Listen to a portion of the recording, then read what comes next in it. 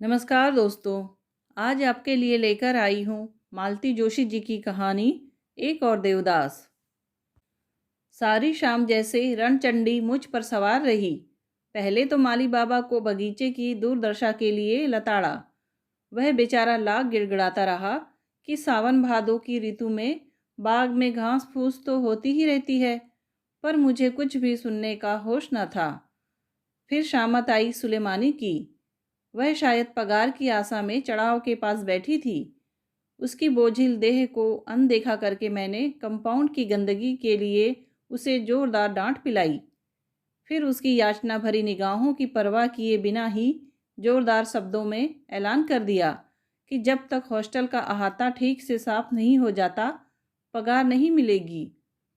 सीढ़ियाँ चढ़ते हुए याद आ गया कि मैंने खुद ही सुलेमानी से कह रखा था कि जचकी होने तक वह बच्ची को भेज दिया करे।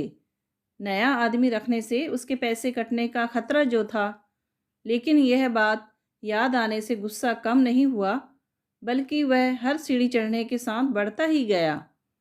9 नंबर के कमरे में लक्ष्मी हॉट वाटर बैग लेकर पड़ी थी। मुझे मालूम था पीरियड्स में वह लगभग बीमार पड़ जाती है। मैंने उसे लेटे लेटे ही कुछ पढ़ने का कड़े स्वर में आदेश दिया। अध्ययन कक्ष से गुजरते हुए कुछ लड़कियों को शरारत करने के लिए सजा दी। ईला को डांटा कि सर्दी जुकाम के बावजूद उसने स्वेटर क्यों नहीं पहना है। अपने कमरे में जाते हुए देखा गैलरी का बल्ब फ्यूज है। बस उल्टे पैरों लौटकर रजनी की खबर ले डाली। मैडम शाम से बिस्तर में लेटी कोई सस्ता रोमांटिक उपन्यास पढ़ रही थी। कुछ देर तो सुनती रही, फिर भर भरा कर रो पड़ी। पर हमेशा की तरह मैंने उसको सांत्वना नहीं दी, बल्कि पैर पटकते हुए अपने कमरे में लौट आई। सिर बुरी तरह भन्ना रहा था। दिमाग की नसें इतनी तन गई थी कि लगता था फट पड़ेंगी। लगा कि एक दो नमूनों से और सामना हो गया तो आज सचमुच मुझे कुछ हो जाएगा। लेकिन सामना हुआ रामरती से। वह कमर पर हाथ रखे दरवाजे के बाहर मेरी प्रतीक्षा कर रही थी। मेरे कुर्सी पर आकर बैठते ही उसका फरमान छूटा, अपुन को जी अच्छा ना होई तो लेट न रहिए घड़ी भर, बिना बात के रिसियाए रही तब से। जैसे कोई फूले हुए गुब्बारे में सुई चुभा दे।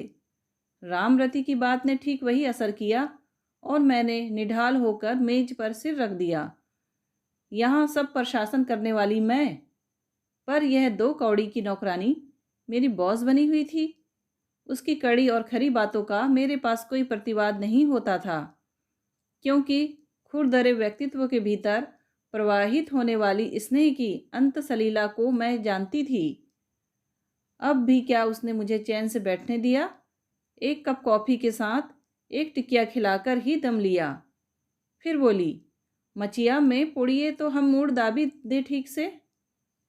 उसके अत्याचारों से बचने का कोई उपाय न था। मैं चुपचाप बिस्तर पर आकर लेट रही। रामरती कटोरी में आंवले का तेल लेकर सिरहाने जमीन पर बैठ गई। उससे लाख बार कहा कि इस युग में इतना ज़्यादा तेल कोई नहीं लगाता, लेकिन ना तो उसे जमाने की परवाह थी, ना मुझ में उससे बहस करने की शक्ति थी। और ईमानदारी की बात तो यह थी कि उसकी मालिश से सचमुच दिमाग को बड़ी ठंडक मिलती थी। बस तापदायक होती थी तो उसकी जबान, जो अव्याहत रूप से चलती रहती। वह निरंतर हॉस्टल की लड़कियों को, यहाँ के शोर शराबे को, यहाँ के ढेर सारे काम को और मेरी लापरवाही को कोसती रहती। धीरे धीरे उसकी उंगलियों का जादू मुझ पर छाने लगा और उसका कर्कश स्वर दूर दूर होता चला गया। कब आंख लग गई पता ही ना चला। नींद जब खुली तो रात के 9 बज रहे थे। मुझे चादर उड़ाकर रामरती इधर उधर हो गई थी। फिर भी मैंने उठने का खतरा मोल नहीं लिया। चुपचाप लेटी रही। शाम की सारी घटनाएं याद आने लगी। उन लोगों के करुण चेहरे आंखों के आगे घूम गए, जिन्हें मैंने बिना बात डांट दिया था। अपने ऊपर बड़ी गिलानी हो आई। पता नहीं सबने मेरे बारे में क्या सोचा होगा। क्या रामरती की तरह वे भी समझ गए होंगे कि मेरा जी अच्छा नहीं है? क्या हो गया था मेरे जी को? दोपहर तक तो अच्छी भली थी, सुबह लड़कियों को गुड्डी दिखाने ले गई थी। दोपहर को रजनी के साथ ब्लू बेल्स में खाना लिया था। तीसरे पहर रामरती के हाथ की बढ़िया कॉफ़ी पीकर पिछले महीने का हिसाब देख रही थी। तभी तभी मैडम प्रिंसिपल का बुलावा आया। इतनी कोफ्त हुई थी। एक तो जुलाई महीने का हिसाब वैसे ही गड़बड़ रहता है। सुबह 5 लड़कियां होती हैं तो शाम के खाने पर 15 हो जाती हैं। फिर दूसरे दिन पता चलता है 2 लड़कियां हॉस्टल छोड़ रही है। उनके डिपॉजिट को एडजस्ट करते करते दम फूल जाता है। बड़ी मुश्किल से मन को एकाग्र कर पाई थी कि ये समन आ गया। मना करने का कोई सवाल ही नहीं था। रजिस्टर बंद कर चप्पल चटकाती हुई बंगले की ओर चल पड़ी। मैडम अकेली नहीं थी। मुझे दौर पर ही झिझकते देखकर बोली, कम ऑन गीता, आओ तुम्हारा परिचय करा दूं। मिस्टर वाजपेयी, ये हमारी मैट्रन है, मिस गीता देसाई। और गीता, आप हैं मिस्टर वाजपेयी, डीएफओ। नमस्ते के लिए उठे हुए 2 जोड़ी हाथ और 2 जोड़ी आंखें जड़ होकर रह गई। कितनी अच्छी बात थी कि मेरी उम्र 18 नहीं 38 थी। नहीं तो क्या उतनी निर्लिप्तता से कह पाती, मैडम हम लोग क्लास फेलो रह चुके हैं। सच, हाउ नाइस, मैडम ने उत्साह में भरकर कहा और फिर बीसियों प्रसंग सुना डाले जब उनकी पुराने परिचितों से यूं अकस्मात भेंट हो गई थी। सारे वक्त मैं टेबल क्लॉथ की कढ़ाई को मन पर उतारने का प्रयास करती रही। कमरे में तीसरे व्यक्ति की उपस्थिति को झुठलाती रही। पर मैडम को जल्दी ही होश आ गया। मैंने आपको बोर तो नहीं किया? उन्होंने अपनी चिर परिचित मुस्कान के साथ पूछा और फिर एकदम ऑफिशियल टोन में आकर बोली, अब काम की बात हो जाए। गीता, मिस्टर वाजपेयी अपनी बेटी को हमारे यहाँ रखना चाहते हैं। लेकिन मैडम, हमारे यहाँ जगह। मैंने प्रतिवाद करना चाहा। मुझे मालूम है, लेकिन we must treat it as a special case. अभी अप्रैल में ही इस लड़की की माँ का देहांत हो गया है। मिस्टर वाजपेयी अक्सर टूर पर रहते हैं। लड़की को अकेले तो घर पर नहीं छोड़ा जा सकता ना। ओह, सो सैड। मैंने सांत्वना में कुछ और भी कहना चाहा, पर शब्द ही नहीं मिले। बूंद बनी बैठी रही। मैडम शायद चाय को कहने के लिए भीतर गई। मैं भी उनका अनुसरण करना ही चाह रही थी कि कमरे की चुप्पी को तोड़ता एक प्रश्न आया, गीता, आज कितने अरसे के बाद मिले हैं ना हम लोग? 19 वर्ष बाद, मैंने क्लर्की लहजे में जवाब दिया। तुम जरा भी नहीं बदली। बदलना मेरा स्वभाव भी नहीं है। मैं लेकिन एकदम बूढ़ा लग उठा हूँ ना? तुमने एकदम पहचान लिया, यही आश्चर्य है। एक बार अच्छी तरह पहचान लेने पर सहसा भूल नहीं पाती मैं। इस बार गहरी चुप्पी। फिर थरथराता प्रश्न आया, अब तक नाराज हो? अब मैं किसी से नाराज नहीं होती, मैंने ठंडे स्वर में जवाब दिया। लंगड़ाकर चलने वाली बातचीत वहीं रुक गई। डीएफओ वाली मुद्रा बनाकर उसने टाइम्स उठा लिया। मैं फिल्म फेयर के पन्ने पलटने लगी। मैडम किचन से लौटी। तब तक हम दोनों इसी तरह शिष्ट संयत नजर आ रहे थे। चाय के बाद फार्म भरने का कार्यक्रम प्रारंभ हुआ। नाम कुमारी बांसुरी वाजपेयी। पिता का नाम प्रकाश नारायण वाजपेयी। कागज पर खरखराने वाली कलम जैसे मेरे कलेजे को चीरती चली गई। उन दिनों की याद हो आई जब यही नाम प्रकाश स्तंभ की तरह जीवन सागर के तट पर खड़ा था। इन्हीं अक्षरों में लिखे अनगिनत पत्र आज भी रेशमी रुमाल में बंधे संदूक की तलहटी में पड़े हैं। कितनी बार रातों को रामरती की आंख बचाकर उनका पारायण किया है। ये पत्र उन्हीं हाथों के लिखे हुए थे जो कभी मेरे लिए आकाश के सितारे तोड़ लाने का दम भरते थे। आज वही हाथ लड़की के लिए एडमिशन फॉर्म। अभी आप ये 250 डिपॉजिट कर लीजिएगा, बिल आने पर हम लोग देख लेंगे। मुझसे कहा जा रहा था, मैंने स्वप्निल गीता को परे धकेल दिया और एक चुस्त मैट्रन की तरह रसीद लिखने बैठ गई। सारी औपचारिकताओं के बाद मेहमान विदा लेने को हुए। उन्हें बाहर तक छोड़ आने का भार मुझ पर सौंपा गया। गाड़ी में बैठते हुए उसने कहा, मैं बसु के लिए बहुत चिंतित था। मेरा हेडक्वार्टर भी यहाँ नहीं है, कोई लोकल गार्जियन भी नहीं दे सकता, लेकिन तुम यहाँ हो, अब मुझे कोई फिक्र नहीं रहेगी। इतनी देर से सुलगता हुआ मन जैसे भक्त से जल उठा। क्या कहने हैं जनाब के? सोच रहे हैं? गीता बाहें फैलाकर खड़ी है उनकी लाडली के स्वागत के लिए। हिप्पोक्रेट! तब से सारी शाम मानो मुझ पर रनचंडी सवार हो गई थी। सुबह मैं देर तक सोती रही।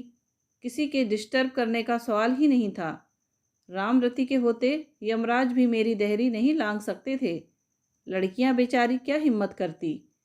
रजनी को बुलाकर बता दिया था कि एक नई एंट्री होने वाली है, वही सोच समझकर किसी कमरे में जगह कर दे। फार्म वगैरह भी मैंने उन्हें ही सौंप दिए। अचानक इतना बड़कपन पाकर रजनी फूल गई।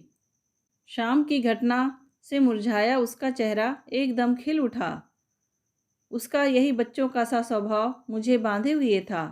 अन्यथा काम के नाम पर वह जो भी करती थी वह सब शून्य ही था। नौकरी उसके लिए मजबूरी थी।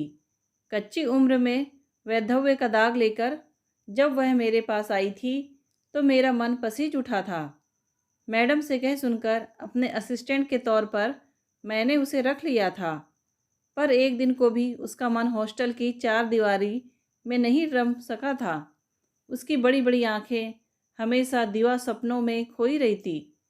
जीवन में उसे जो न मिल सका उसे वह रूमानी उपन्यासों या चलचित्रों में ढूंढा करती। इसी कारण मुझे उस पर प्यार भी आ जाता था। इसी बात पर वह मेरी डांट भी खाया करती थी। रजनी को विदा कर मैंने फिर सो जाने का नाटक किया, पर लगा जैसे सारी संवेदनाएं किसी अनाम बिंदु पर एकत्रित हो रही है। मैं खुद समझ नहीं पा रही कि मुझे क्या हो रहा है। तभी गेट पर वह हॉर्न सुनाई दिया। मस्तिष्क का तनाव एकदम कम हुआ जा रहा था। मुझे अपने ऊपर क्रोध भी हुआ और आश्चर्य भी। एक ही दिन में मैं उस हॉर्न को पहचानने लगी थी। इनडिफरेंट होने का इतना बड़ा नाटक रचकर भी अनजाने में केवल उसकी प्रतीक्षा ही कर रही थी। मेरे लाख विरोध करने के बावजूद मेरी कल्पना उसे गाड़ी से उतरते देख रही थी। तब से लेकर बेटी से विदा होने के अंतिम दृश्य तक सब कुछ मैं अपने मानस पटल पर देखती रही। जब तक गाड़ी वापस नहीं चली गई मेरा मन मेरा अपना नहीं रह गया था। कमरे का एकांत जब एकदम असहन हो उठा तो मैं शॉल लपेटकर नीचे उतर आई। अहाते में स्कूल बस तैयार खड़ी थी और लड़कियां एक एक कर नीचे उतर रही थी। रोज की तरह मैं सीढ़ियों के सामने वाले खंबे से टिककर खड़ी हो गई। तब मैंने उसे देखा। सबसे पीछे वह धीरे धीरे उतर रही थी। आंखों में रुलाई के लाल डोरे अब भी थे। चेहरा म्लान था, फिर भी ऐसा लग रहा था मानो लावण्य का एक पुंज नीचे उतर रहा हो। आंखों में चकाचौंध भरने वाले उस रूप को देखकर ख्याल आया, इसकी माँ भी इतनी ही सुंदर रही होगी। मन में एक अजीब सा विचार उठा कि परिवार ही मर्यादा और गुरुजनों की इच्छा के नाम पर उसने प्रकाश ने जो सौदा किया था वह घाटे का नहीं रहा। कितनी स्वीट है ना। रजनी के इन शब्दों से मुझे होश आया कि मैं अनिमेष नेत्रों से उस मुग्ध सौंदर्य का अनुसरण कर रही हूँ। फिर एक बार अपने ऊपर क्रोध आया। कुछ तीखी बात कहकर इस प्रशंसा को झुठलाने का प्रयास करना चाह रही थी, पर रजनी ने अवसर ही न दिया। उसकी कमेंट्री अभी जारी थी। दीदी, आपने इसके फादर को देखा? क्या टॉप पर्सनालिटी है। एकदम एक्टर जैसे लगते हैं। इतने यंग दिखते हैं, विश्वास ही नहीं होता इतनी बड़ी लड़की के पिता हैं। मैंने आहत होकर रजनी की ओर देखा, पर मेरी व्यथा से बेखबर उसकी आंखें एक स्वप्निल चमक से भर उठी थी। पुरुष मात्र उसका वीक पॉइंट था। शादी के 3-4 महीनों में उसका स्वर्गीय पति उसके मन में अपनी अमिट याद नहीं छोड़ सका था, पर उसके मन में अपनी जाति के प्रति मोह अवश्य जगा गया था। रूढ़िवादी परिवार से विद्रोह करने का साहस जुटा पाती तो रजनी कब की दूसरी गृहस्थी बसा चुकी होती। उसकी यह कमजोरी मेरे लिए कभी कभी चिंता का विषय बन जाती, पर इस बार मैंने उसका बैसाखी की तरह उपयोग किया। मैट्रन होने के नाते पालकों से अक्सर सामना हो ही जाता था, पर जब भी मन पड़ा मैंने रजनी को प्रकाश से निपटने भेज दिया। फिर देर रात तक उसके मुंह से मिस्टर वाजपेयी की गुणगाथा सुनते रहने का दंड भी मुझे भुगतना पड़ता, पर उसके सामने अपना संतुलन बनाए रखने की अपेक्षा यह अधिक सरल लगता था। वह अक्सर आता, कुछ तो हम लोगों के व्यवहार में सौजन्य और सहानुभूति का पुट था, कुछ उसे अपने पद का अभिमान था, शायद मुझसे परिचित होने का एहसास भी था। इसीलिए वह अक्सर हॉस्टल के नियमों को ताक पर रखकर ही आता। जब जी होता बेटी को 2-4 दिन के लिए लिवा जाता। रजनी से यह आशा करना व्यर्थ था कि वह उन्हें इस व्यवहार का अनौचित्य समझा सकेगी। यह कठोर कर्तव्य आखिर एक दिन मुझे ही करना पड़ा। एक शाम करीब 7 बजे ही वह आ धमका। रजनी की उत्सुक आंखों को अनदेखा करके मैंने ही उसे रिसीव किया। देखिए मिस्टर वाजपेयी, मैंने छूटते ही कहा, हमारे यहाँ मिलने वालों के लिए एक खास दिन, खास समय नियत है। घर जाने के भी कुछ नियम हैं। इनमें अगर हम बार बार ढील देने लगेंगे तो हमारे अनुशासन में बड़ी गड़बड़ी आ जाएगी। देखो गीता, उसने मेरी औपचारिकता की परवाह किए बिना कहा, तुम्हें मालूम है मैं टूरिंग ड्यूटी वाला आदमी हूँ। तुम्हारे और मेरे टाइम टेबल में हमेशा फ़र्क बना ही रहेगा। इसलिए यह रूल्स और रेगुलेशंस तुम मुझे मत सुनाया करो। तुम अच्छी तरह जानती हो, उससे मिलने मुझे ही आना होता है। उसकी माँ होती तो मैं इतनी चिंता ना भी करता।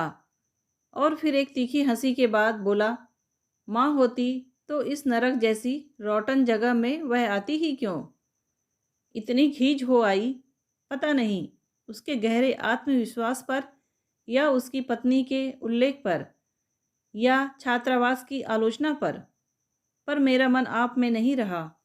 बहुत ही सख्त स्वर में मैंने जवाब दिया, I am sorry about her mother. लेकिन देखिए, यहाँ जो भी आता है हर एक की अपनी प्रॉब्लम होती है। नहीं तो घर छोड़कर कोई इस नरक में नहीं आता। इसीलिए नियम सबके लिए एक सा ही है। उसने विस्मित होकर, व्यथित होकर मुझे देखा, फिर एज यू प्लीज कहता हुआ कुर्सी से उठकर खड़ा हुआ। दरवाजे तक पहुंचकर कुछ देर ठिठका, फिर बोला, काश तुम समझ पाती उस बड़े से बंगले में अकेले रात गुजारना क्या होता है। इतने इतने दिनों के बाद लौटता हूँ तो वह खाली घर मुझे काटने दौड़ता है। इसलिए पहले सीधा यहाँ आता हूँ। लड़का उतनी दूर पवई में है, बार बार घर आ भी नहीं सकता, और उसके होने पर भी घर में वह रौनक कहाँ आ पाती है। लेकिन तुम इतनी भी मेहरबानी नहीं कर सकती, ठीक है? और वह एकदम पलटकर सीढ़ियों की ओर बढ़ गया। उसके कंधे एकदम झुक आए थे और पैर मन मन भर के हो रहे थे। मैं पत्थर की मूर्ति बनी खड़ी उसे देखती रही।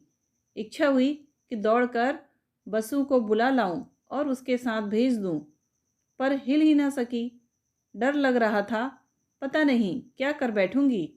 सारी बात कहते हुए उसकी आवाज़, उसकी आंखें कैसी गीली गीली हो आई थी।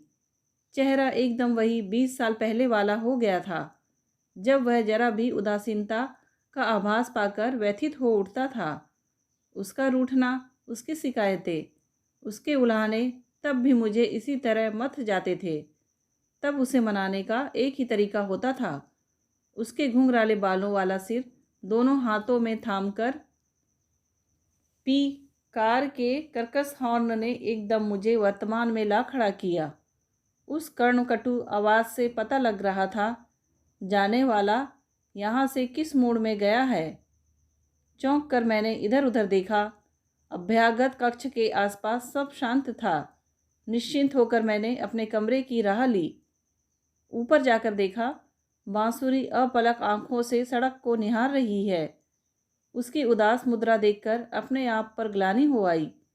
मेरे कारण आज उसकी पिता से भेंट नहीं हो पाई थी। आखिर इतना कठोर बनने की क्या जरूरत थी?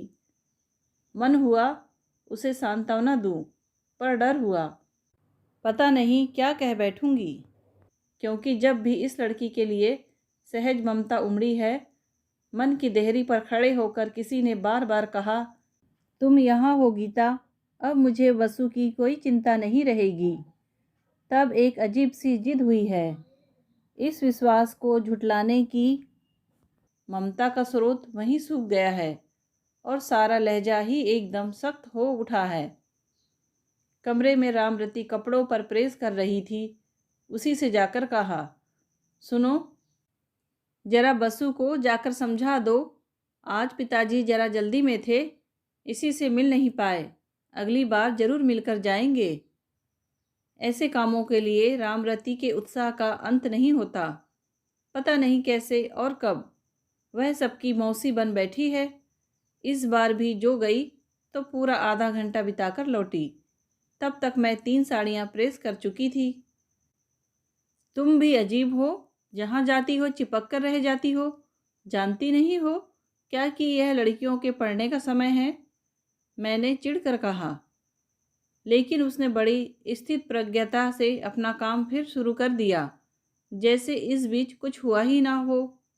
फिर कुछ देर बाद धीरे से बोली, हमका तो ई बिटिया प्यार लागत है। प्यार लगने लायक है ही, मैंने कहा। तो आप रिस क्यों रहती हैं हमेश?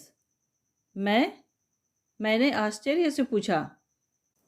और लड़किन से तो आप लड़िया के बतरात रही, पर ई बंसरी संग तो हम आपको कबू न देखे हुई। मैं तो स्तब्ध रह गई। क्या रामरती की तीखी नज़रों से मैं अपने आप को बचा नहीं सकी हूँ? यह महामाया पता नहीं कितना और क्या क्या जान गई है। लेकिन थोड़ा दिमाग पर जोर देने से समझ में आ गया कि अचरज की कोई बात नहीं थी। रामरती की तो खैर बात ही अलग थी। मेरा यह अजीब सा आचरण छात्रावास की लड़कियों से भी छिपा हुआ नहीं था। पता नहीं कैसे उन नन्हे नन्हे मस्तिष्कों में यह बात बैठ गई थी कि वसु को दीदी की नज़रों से बचाना ही है। वे एक चक्रव्यूह सा बनाकर उसकी रक्षा करती। कोई उसकी यूनिफॉर्म प्रेस कर देती, कोई उसके बिस्तर की सलवटें ठीक करती, कोई उसके होमवर्क में मदद देती, तो कोई उसे सुबह सवेरे जगाने के लिए पहुंच जाती। उसकी किसी भी गलती को अपने ऊपर लेने के लिए उसकी सहेलियों में होड़ सी लगी रहती। जितनी ही दृढ़ उनकी व्यूह रचना होती, अपने अधिकार के बल पर मैं उतनी ही निर्ममता से छिन्न भिन्न कर देती। मेरी अनुशासन प्रियता उस समय सीमा लांघ जाती और उन लोगों के असहाय चेहरे देखने में मुझे एक आसुरी आनंद आता। रात के एकांत में जब दिन भर की घटनाओं को याद करती तो मन एक रिक्त अवसाद से भर उठता था। तब दिन भर का कहा सुना किसी जादू से पोंछ डालने की इच्छा होती, पर पछतावे की यह बदली सुबह की पहली किरण के साथ ही पता नहीं कहाँ बिला जाती थी। मन जैसे कमर कसकर फिर मैदान में आ डटता। जिसे एकदम निगलेक्ट करने का सोच बैठी थी, वही आठों पहर चिंतन का विषय बन गई थी। एक पल को भी मुझे उसकी उपस्थिति नहीं भूलती थी। शायद यही मेरी खीज का कारण था। उस नेहरी जीव के बहाने जैसे मैं अपने आप से ही लड़ती रही थी। रामरती की सीधी सपाट बात ने मुझे अपनी ही आंखों से गिरा दिया। अपने कल्चर्ड व्यक्तित्व के भीतर मैंने झांक कर देखा। वहाँ एक ईर्ष्यालु विचारहीन औरत बैठी हुई थी। सारा का सारा अवचेतन एक अनदेखी अनजान नारी के प्रति ईर्ष्या से लबालब भरा हुआ था। यह बहुत गर्व करने लायक बात न थी। उसके बाद पता नहीं कितने दिनों तक मैं अपने आप में खोई रही। वे दिन हॉस्टल के लिए राम राज्य रहे होंगे। दिन भर गुमसुम बनी मैं आत्मविश्लेषण करती रहती। कहीं बहुत गहरे एक अपमानजनक अनुभूति थी कि प्रकाश ने उम्र का एक लंबा पड़ाव पार कर चुकने के बाद भी मुझे प्रतीक्षा में आंखें बिछाए देख लिया है। उसके फिर से एकाकी पड़ जाने में एक क्रूर संतोष अनुभव होता था। इसी अनुभूति के साथ एक पतली सी आशा की डोर भी लिपट गई थी। इस संपूर्ण एहसास को दिन भर नकारते रहने से ही मन यूं श्रांत क्लांत हो जाता था। दशहरा दिवाली की छुट्टियों को लेकर हॉस्टल एक सुखद हलचल से भर उठा। तब कहीं जाकर मेरी भाव समाधि टूटी। उन दिनों काम का कोई अंत नहीं था। 2 दिन पहले से लड़कियां घर जाने लगी थी। सामान मेरा भी बंध रहा था। मेरा सेट प्रोग्राम था। ये छुट्टियां मैं भैया के पास बम्बई में बिताती। गर्मी की छुट्टियों के 2 भाग होते। मई में बड़ी दीदी के पास बेंगलोर में रहती। जून में छोटी दीदी के पास दिल्ली में पड़ाव डलता। इस बार रजनी भी मेरे साथ जा रही थी। बम्बई देखने की बरसों की साध थी उसकी। छुट्टी से एक दिन पहले शाम को मैडम ने मुझे बुला भेजा। गीता, मिस्टर वाजपेयी का टेलीग्राम आया है। वह दशहरे के बाद ही आ सकेंगे। आई एम अफ्रेड तुम कल नहीं जा सकोगी। अच्छी मुसीबत है। इतने दिनों का जब्त किया हुआ गुस्सा उफन कर बाहर आने लगा। I am so sorry. वैसे उन्होंने अपने एक मित्र का पता भी दिया है, पर अब तक तो उसका कोई लोकल गार्जियन नहीं था। ऐसी हालत में हम लड़की को वहाँ कैसे भेज सकते हैं। मैं चुप रही। कहती भी क्या। तुम रिजर्वेशन की चिंता मत करो, उसका जिम्मा मेरा रहा। मैडम ने सांत्वना दी। सिर्फ रिजर्वेशन की ही तो बात नहीं है मैडम। भैया भाभी कितने निराश होंगे। उत्तेजना के कारण मुझसे बोला नहीं गया। ऐसी बात है तो बांसुरी को मेरे पास छोड़ जाना। मैं तुम्हारी जिम्मेदारी शेयर कर लूँगी। उनके स्वर में ऑब्लिगेटरी टोन था। फिर विषय बदलती सी बोली, यह बताओ गीता, भैया भाभी कभी और भी तुम्हारी राह देखते हैं या सिर्फ इन्हीं छुट्टियों में तुम्हारी याद आती है। जी, मैं आपका मतलब नहीं समझी। मतलब तो बिल्कुल साफ है। ये बंधे बंधाए दिनों में बंधे बंधाए लोगों के यहाँ जाकर टिकना, क्या इसी को ज़िंदगी कहते हैं। कहीं तो कोई घर ऐसा होना चाहिए जहाँ आदमी जब चाहे जितना चाहे जाकर रहे, जहाँ अपने स्वागत के लिए भारी भरकम प्रेजेंट्स की कीमत ना चुकानी पड़े। जहाँ तुम। आप यह सब मुझे क्यों सुना रही हैं। मैंने घबराकर कहा। मुझे कभी किसी घर की कमी महसूस नहीं हुई। इसलिए कि तुम्हारे पास हॉस्टल के 2 कमरे हैं जो तुम्हारे अपने हैं, लेकिन ये तुम्हारी नौकरी के साथ है। जिस दिन नौकरी ना रहेगी, ये भी ना रहेंगे, तब कहाँ जाओगी। कुछ सोचा है। उसके लिए तो अभी अरसा पड़ा है मैडम, अभी से क्यों परेशान हुआ जाए। मैंने पीछा छुड़ाते हुए कहा। पागल हो, जब सोचने की फुर्सत पाओगी तब बहुत देर हो चुकी होगी। गीता माय डार्लिंग, समय रहते ही सोचना चाहिए। उन्होंने मेरे कंधे थपथपाकर कहा। मुझे तो रुलाई सी छूटने लगी। मैडम इन दिनों बहुत भावुक हो चली थी। उनका एक्सटेंशन पीरियड भी समाप्त होने को था। अपने भावी एकांतवास की कल्पना मात्र से वे घबरा उठी थी। इसी से शायद अपनी प्रिंसिपल की कुर्सी से उतरकर वे मेरे ऊपर इतना स्नेह उड़ेल गई। मेरे लिए उनका प्यार, उनकी चिंता नई थी। 15-16 वर्षों के लंबे समय में वे मेरे लिए अफसर नहीं रह गई थी, बड़ी बहन बन गई थी। इस बीच उन्होंने बीसियों बार मुझे समझाया था। कई बार वे मेरे लिए प्रपोजल्स लाई थी। कई बार उन्होंने मुझे लोगों से इंट्रोड्यूस कराया था। अपना मोटा सा चश्मा लगाकर टाइम्स का मेट्रोपोनियल्स वाला पेज पढ़ना तो उनकी खास हॉबी थी। पर आज की तरह कातर उन्हें पहले कभी नहीं देखा। इसी से शायद आज वे मुझे भीतर तक मथ गई। घर जाने की इच्छा जैसे मर ही गई। कार्यक्रम के हेर फेर की बात सुनकर रजनी पहले तो मुंह लटकाकर बैठ गई, लेकिन ज़्यादा देर तक उदास होकर बैठना उसके स्वभाव में नहीं था। उसने लोकल पेपर उठाकर सिनेमा वाला पेज अच्छी तरह देख डाला। फिर किसी सहेली के यहाँ 2 दिन रहने की परमिशन लेकर चली गई। शाम तक हॉस्टल का अहाता रिक्शों और तांगों का स्टैंड नज़र आता रहा। मोटर के तेज हॉर्न के बीच टाटा और बाय बाय की महीन आवाज़ें भी गूंजती रही। मैं सबको विदा करके ऊपर आई। कमरे में देखा 2 बिस्तर लग रहे हैं। यह दूसरा बिस्तर किसके लिए है, रामरती?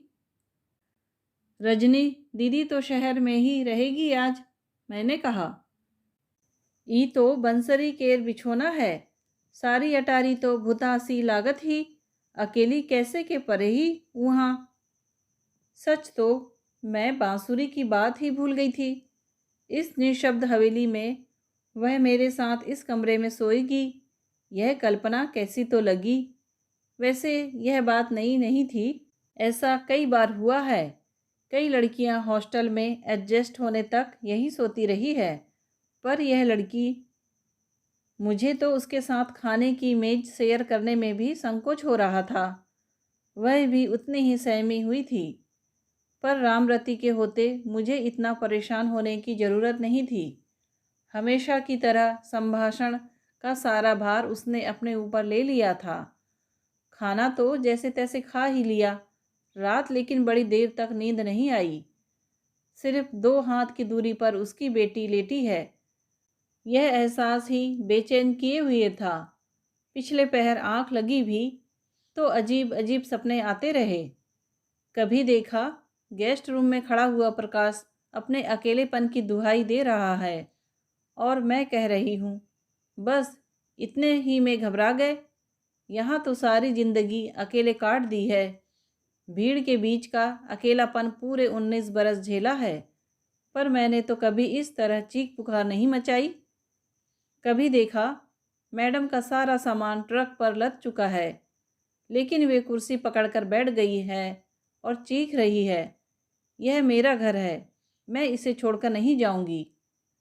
आई से गो अवे। कभी देखा कॉलेज कैंपस में गुलमोहर के पेड़ों के नीचे बैठी हूँ, दोपहर से शाम हो चली है और उसका कोई पता नहीं है। तभी कोई आकर कहता है, तुम्हें मालूम है उसने किसी और लड़की से शादी कर ली है, और सारा वातावरण एक अट्टहास से गूंज उठता है। मैं घर की ओर भागती हूँ, पर वह हंसी जैसे पीछा ही नहीं छोड़ती। हर सपने के बाद जब भी आँख खुली, मैं पसीने से नहा उठी थी। आखिर मैं चादर फेंक कर उठ बैठी। सिर इतना भारी हो रहा था। घड़ी में देखा 5 बजने को कुछ ही देर थी।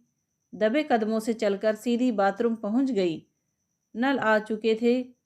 शावर के नीचे देर तक बैठी रही, तब कहीं जाकर सिर हल्का हुआ। कमरे में लौटी तो देखा बांसुरी अब भी सो रही थी। अपने बिस्तर पर बैठकर बाल सुलझाती हुई मैं उसे निर्निमेष देखती रही। अपनी गुलाबी नाइटी में एकदम 10-12 साल की लग रही थी। नींद में बेसुध उसका चेहरा मुंदे कमल सा लग रहा था। सोते हुए भी उसके मुख पर एक उदास छाया थी। एकाएक मन में एक हाहाकार सा उठा। यह प्यारी सी बच्ची कभी मेरी भी हो सकती थी। शायद यही कसक इतने दिनों से मुझे सालती रही थी। आज के ब्रह्मा मुहूर्त में मैंने उसे बेझिझक स्वीकार कर लिया। एतिक भिनसारे से नहाबे की कौन जरूरत रही है आज? छुट्टी न होई का आज? रामरती के कर्कश स्वर से सिर्फ मैं ही नहीं चौंकी, बसु भी हड़बड़ाकर उठ बैठी। रामरती पर इतना गुस्सा मुझे कभी नहीं आया होगा। जरा धीरे नहीं बोल सकती महारानी तुम? सारा मोहल्ला जगाकर रख देती हो, मैंने चिढ़कर कहा।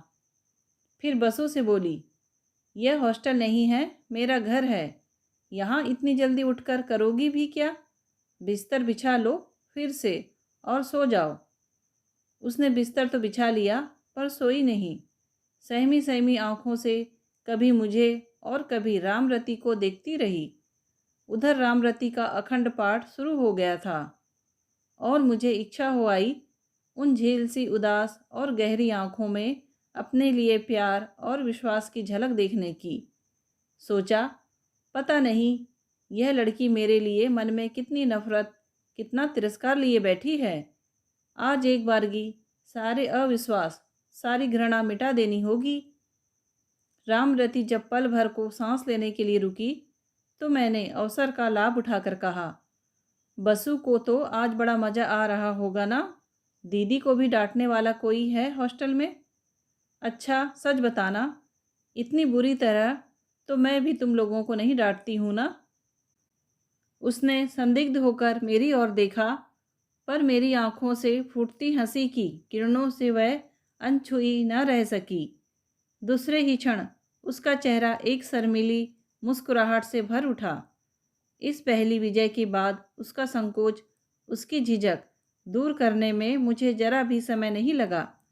रामरती जब सुबह की पहली चाय बनाकर लाई, तब बसु मेरे बिस्तर पर बैठकर मेरे बाल सुलझा रही थी। मम्मी की डेथ के बाद आज मैं किसी के बाल सुलझा रही हूँ, उसने कहा था, और मेरा सारा शरीर पल भर को जैसे गांठ हो गया था। तुम्हारी मम्मी के बाल भी? जी, इतने ही लंबे थे, पर सुनहरे थे। बीमारी में सारा शरीर सूख गया था, पर बालों में कोई फर्क नहीं आया था। इतने उलझ जाते थे, काटते हुए उन्हें कितनी तकलीफ होती थी, पर किसी दिन उन्होंने कैंची नहीं लगाने दी। तुम्हारी मम्मी क्या बहुत दिन बीमार रही बसु? कहाँ, सिर्फ 2 ही साल तो, जबकि डॉक्टर साहब कह रहे थे कि इस तरह के मरीज बरसों निकाल देते हैं। डॉक्टर साहब कह रहे थे बीमारी से इतनी परेशान हो गई थी कि उनमें जीने की इच्छा ही मर गई थी। फिर दवाइयों से क्या होता है?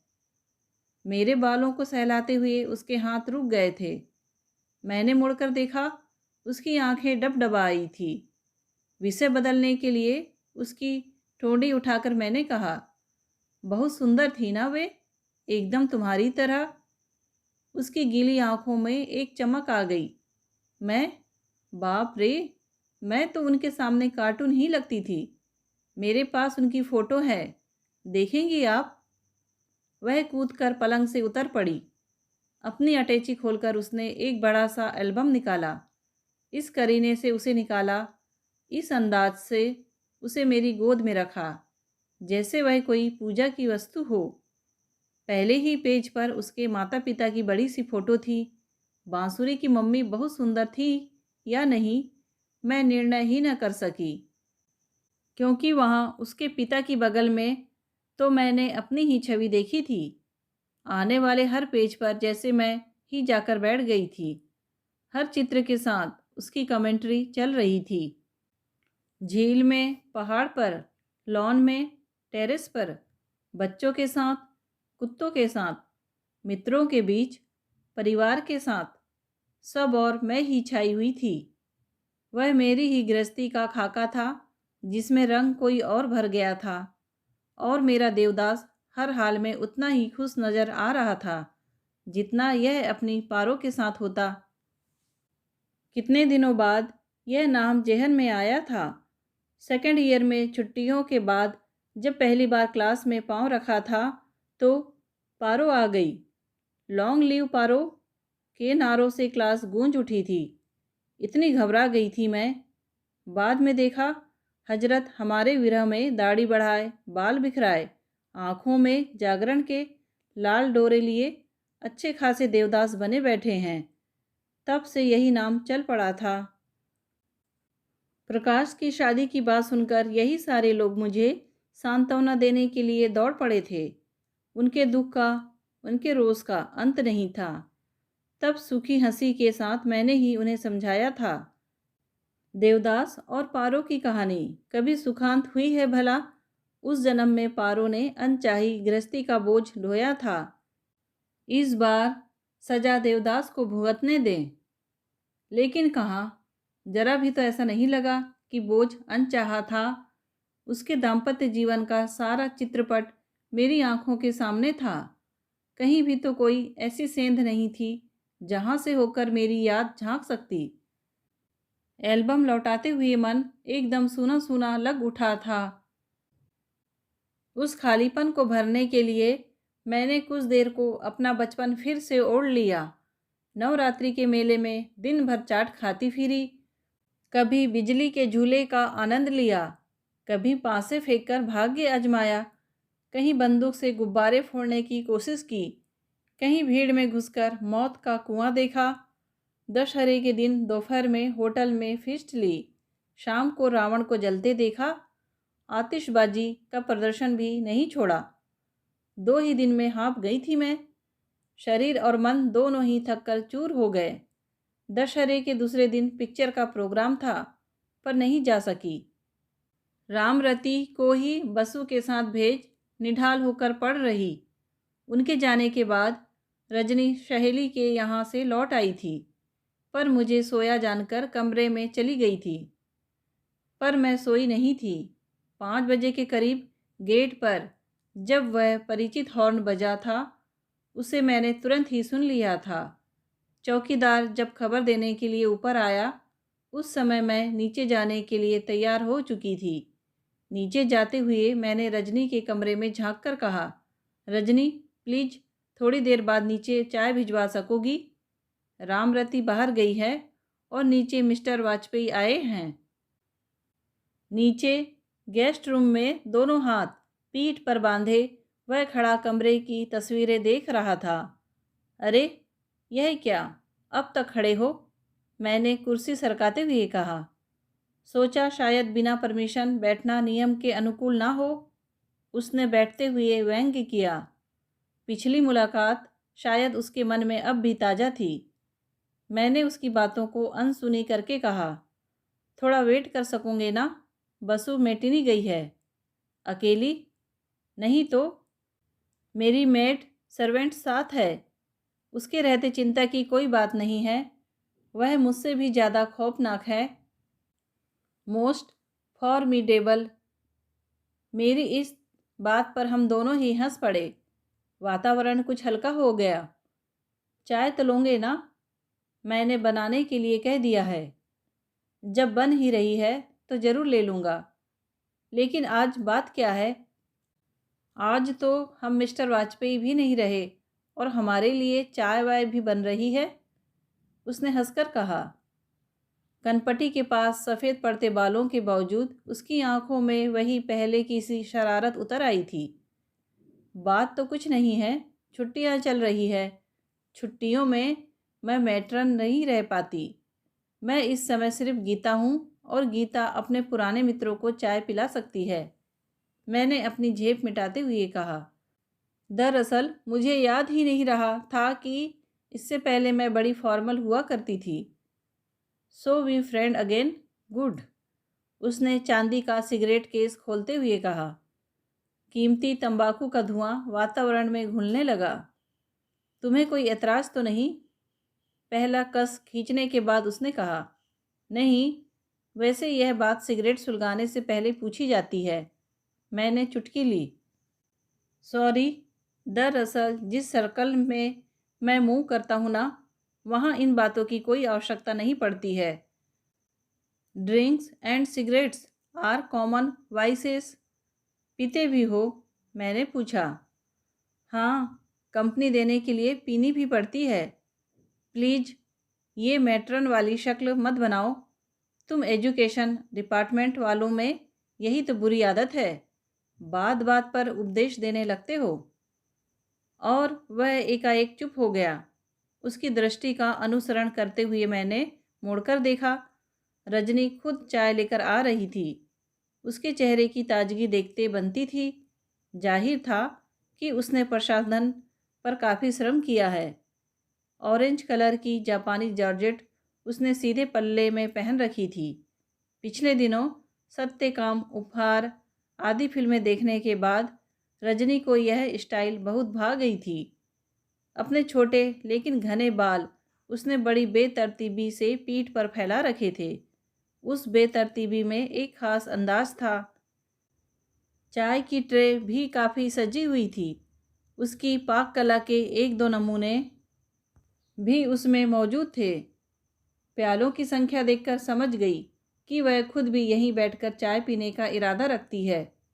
बैठो, अपने को जब्त करते हुए मैंने कहा। चाय में शक्कर कितनी डालूं? मैंने प्रकाश से पूछा। वह चौंका। रजनी को अपलक निहारती उसकी आंखें मुझ पर आकर टिक गई। उसकी वे आंखें, उफ, क्या था उन आंखों में? वे उस पति की आंखें नहीं थी जो 6 महीने पहले अपनी पति को चिता की सेज पर सुला चुका है। वे उस व्यक्ति की आंखें भी नहीं थी जो 19 वर्ष बाद अपनी पूर्व प्रियतमा से मिला है। वे आंखें थी एक पुरुष की, सिर्फ एक पुरुष की। 2 नारी शरीरों को तौलती हुई पुरुष की आंखें थी वे। उन आंखों को परखने में कभी कोई स्त्री गलती नहीं करती। गलती मैंने भी नहीं की और मेरा मन वितृष्णा से भर उठा। गलती रजनी ने भी नहीं की और लज्जानत होकर आंचल के छोर में उंगलियां लपेटने का नाटक वह देर तक करती रही। मैं उसके अभिनय को समझ रही थी। उसका दर्प भी मुझसे छिपा नहीं था। अपनी रूप गंध से मेरा व्यक्तित्व उपेक्षणीय बनाकर उसे बड़ा गर्व अनुभव हो रहा था। चाय की औपचारिकता को जैसे तैसे समाप्त करने के बाद मैंने कहा, बहुत बहुत थैंक्स रजनी। रामरती के हाथों की चाय लगातार पीते रहने के बाद आज की चाय तो अमृत का स्वाद दे गई। अच्छा, ऐसा करो, अब जल्दी से आकर सामान बांध डालो। मिस्टर वाजपेयी के आगमन के साथ ही हमारी यहाँ की जिम्मेदारी समाप्त हो गई है। बहुत बेमन से ही रजनी कमरा छोड़कर जा सकी। उस पागल लड़की पर मुझे तरस आ रहा था। अभी अभी किसी गाफिल क्षण में प्रकाश का जो रूप मैंने पकड़ लिया था वह बहुत ही घिनौना था। उसके बाद उसके सामने बैठना मेरे लिए भी एक यंत्रणा थी। रजनी बहुत ही प्यारी लड़की है, देखो ना, इतनी छोटी सी उम्र में ही उसे कैसा दुख झेलना पड़ा है। You know, she is widow. अगर कोई अच्छा सा लड़का नज़र में हो तो बताना, मैंने उसकी था सी लेते हुए कहा। श्योर श्योर, उसने सिगरेट सुलगाते हुए कहा। And what about you? मतलब, तुमने अपने बारे में भी कभी सोचा है? मुझे डर हुआ कि वह अपना 20 साल पुराना प्रस्ताव फिर से दोहराने जा रहा है। कम से कम इस समय मैं उसे सुनने के मूड में नहीं थी, इसलिए मैंने उत्तर दिया, मैंने अपने लिए जो रास्ता चुना है खूब सोच समझ कर ही चुना है। मेरा टेम्परामेंट बिल्कुल अलग है। यह घर गृहस्थी का झंझट मुझे कभी रास नहीं आया। सच कह रही हो? तुम जानते हो, मैं झूठ कभी नहीं बोलती। उसने छुटकारे की एक लंबी सांस ली। मेरी नज़र बचाकर ही ली थी, इसीलिए मैंने देखकर भी अनदेखा कर दिया। गीता, आज मन से एक बड़ा सा बोझ हट गया। कैसे? उस दिन प्रिंसिपल मैडम के बंगले पर तुम्हें पहली बार देखा, तब से बड़ा गिल्टी फील कर रहा था। सोचा था तुम्हारे साथ फिर एक अन्याय करने जा रहा हूँ। उस बार तो परिस्थितियों पर मेरा नियंत्रण ही नहीं था। इस बार जब तुम मिली तब पीछे लौटने का उपाय नहीं रह गया था। मैं समझी नहीं। मैं जनवरी में शादी करने जा रहा हूँ। क्या? मैं तो अवाक रह गई। प्रकाश, तुम्हें? Please Geeta, I am head of criticism. I have had enough of it. What I require is a little sympathy. Give it if you can. मैं क्रिटिसाइज नहीं कर रही थी, मैं सिर्फ बच्चों के बारे में सोच रही थी। मैंने धीरे से कहा, हर कोई बच्चों के बारे में सोचता है। मेरे लिए सोचने के लिए जैसे कुछ है ही नहीं। बच्चों के सामने अपनी पढ़ाई है, कैरियर है, फ्यूचर है। मेरे पास क्या है? My life has become a vacuum. बच्चे छोटे होते हैं तो उन्हें पालने का काम तो सिर पर होता। अब क्या है? वह बोलते हुए हाँफ गया था। बच्चे छोटे नहीं हैं, यही तो बड़ी चिंता का विषय है। वे बड़ी डेलिकेट उम्र से गुजर रहे हैं। शादी करने के लिए मैं मना नहीं करती, but don't you think it is bit early? शायद, लेकिन ज़रा मेरी और भी तो सोच कर देखो। बच्चों ने अपनी माँ को अभी सिर्फ 6 महीने पहले खोया है। लेकिन अपनी पत्नी से बिछुड़े तो मुझे 2 साल से ज़्यादा हो गए। प्रकाश, चीखो मत। गीता, सच हमेशा चौंका देने वाला होता है, इसीलिए बहुत कम लोग सच बोलने की हिम्मत कर पाते हैं। मेरा दोष सिर्फ यही है कि मैं ईमानदारी से स्वीकार करता हूँ कि मैं साधु महात्मा नहीं हूँ, एक साधारण सा इंसान हूँ। तुम चाहो तो मुझे एक कमज़ोर इंसान कह सकती हो। और अब प्रश्न सिर्फ मेरा ही तो नहीं है, एक और ज़िंदगी भी तो जुड़ी हुई है मुझसे। For how long she has to wait. अरे हाँ, मैं तो पूछते पूछते ही रह गई। कौन है वह? क्या नाम जान सकती हूँ? मैंने बात का रुख मोड़ते हुए कहा। उसके चेहरे का आक्रोश पता नहीं कहाँ खो गया। स्वर में उत्साह सा भर उठा। बोला, उसका नाम इंदु है, डॉक्टर इंदु मखीजा। वह हमारी नेक्स्ट नेबर है। रमा की, आई मीन बसु की मम्मी की बीमारी में she's was a great help. उसकी डेथ के बाद तो बच्चों को उस पर ही छोड़ दिया था मैंने। बच्चे भी उसे बहुत चाहते हैं। I am sure they will welcome her in the family. उसकी बातें मैं कानों से सुन भर रही थी। अपनी कल्पना में मैंने साफ देख लिया था कि इस प्रणय के बीज उनकी पत्नी के जीवन काल में ही पड़ गए थे। बसु ठीक ही कह रही थी। मम्मी की जीने की इच्छा ही मर गई थी। इतने वर्षों तक रूप और यौवन का अर्ध देकर भी जो पति के मन को बांध नहीं पाई थी, वह किस विश्वास के सहारे मौत से संघर्ष करती चली गई बेचारी। और यह आदमी 19 वर्षों के भरे पूरे विवाहित जीवन की स्मृतियों को पत्नी के साथ ही चिता पर चढ़ा आया। इधर मैं कॉलेज के उन मुट्ठी भर स्वप्निल क्षणों पर ही अभिमान किए बैठी रही। अपनी बेवकूफ़ी पर मुझे आप ही तरस आ रहा था। प्रकाश बार बार आश्वस्त होना चाह रहा था कि उसने मुझ पर फिर से कोई अन्याय नहीं किया है। मैं उसे हर बार विश्वास दिला रही थी कि मेरे कारण वह अपने कॉन्शंस को तकलीफ ना दे। उसे लेकर मन में अगर कोई कमजोरी थी भी तो वह समय के गर्भ में खो गई है। और मैंने झूठ नहीं कहा था। जिस प्रकाश से मैंने प्रेम किया था वह सचमुच कहीं खो गया था। उसकी धुंधली सी परछाई मेरे संदूक में रेशमी रुमाल में लिपटे पत्रों में सुरक्षित थी। सामने कुर्सी पर बैठा हुआ मिस माखीजा का गुणगान करने वाला व्यक्ति बसु की मम्मी का पति था। इसी अनदेखी अनजानी नारी के प्रति कभी मन में ईर्ष्या की एक लहर सी उठ जाती थी, पर इस क्षण सहानुभूति का सैलाब उमड़ रहा था। दोस्तों, कहानी पसंद आई हो तो प्लीज़ लाइक, शेयर और सब्सक्राइब ज़रूर कीजिए। कहानी सुनने के लिए आपका धन्यवाद।